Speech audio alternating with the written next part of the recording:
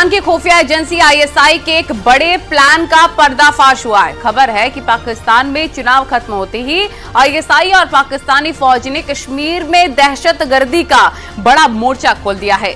जानकारी के मुताबिक कश्मीर में आतंक को बढ़ावा देने के लिए बड़े पैमाने पर आतंकवादियों के घुसपैठ की तैयारी है।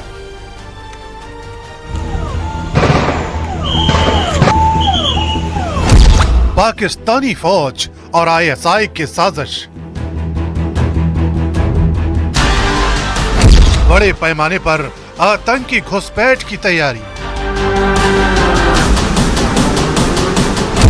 दहशतगर्दी का नया प्लान डिकोड। पाकिस्तान में चुनाव खत्म हुए तो सेना और पाकिस्तान की खुफिया एजेंसी आईएसआई ने आतंकियों को एक्टिव मोड पर ला दिया। सूत्रों के हवाले से पता चला है कि कश्मीर में दहशतगर्दी फैलाने के मकसद से आतंकियों को लॉन्च पैड पर इकट्ठा किया जा रहा है।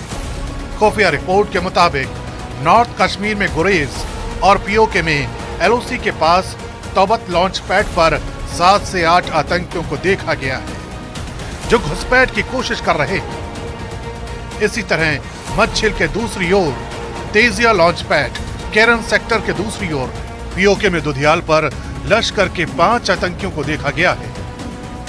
खबर तो ये भी है कि पुंछ में भी 4 से 5 आतंकियों का गुट लाइन ऑफ कंट्रोल को पार करने की फिराक में। आंकड़ों पर गौर करें तो घाटी में हमेशा से आतंकियों की संख्या 250 से 300 के करीब होती है। ये संख्या अब घटकर 108 के आसपास रह गई है, जिसमें जम्मू कश्मीर में करीब 67 फॉरेन टेररिस्ट और 41 लोकल टेररिस्ट एक्टिव हैं। अक्सर लोकल आतंकियों की संख्या पाकिस्तानी आतंकियों से ज्यादा हुआ करती थी, लेकिन अब घाटी का युवा आतंकवाद से किनारा कर चुका है और इसी वजह ने पाकिस्तान में बैठे आतंक के आकाओं को प्लान बदलने के लिए मजबूर कर दिया। अगर हम लोग पिछले आंकड़ों पर नजर डालें तो घुसपैठ की कोशिशों में बहुत कमी आई है और पिछले साल महज 12 घुसपैठ की कोशिश हुई, जिसे भारतीय सेना के मजबूत एंटी इन्फिल्ट्रेशन ग्रिड ने विफल कर दिया। साल 2022 में 50 आतंकियों ने घुसपैठ की कोशिश की थी, लेकिन 14 आतंकियों को ही घुसपैठ में कामयाबी हासिल हुई थी।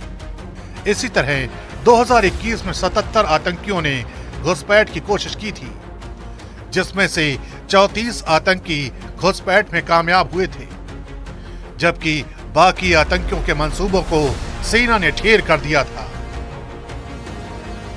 सेना के लगातार एक्टिव रहने से पाकिस्तान ने भी अपने फोकस को डाइवर्ट कर दिया है।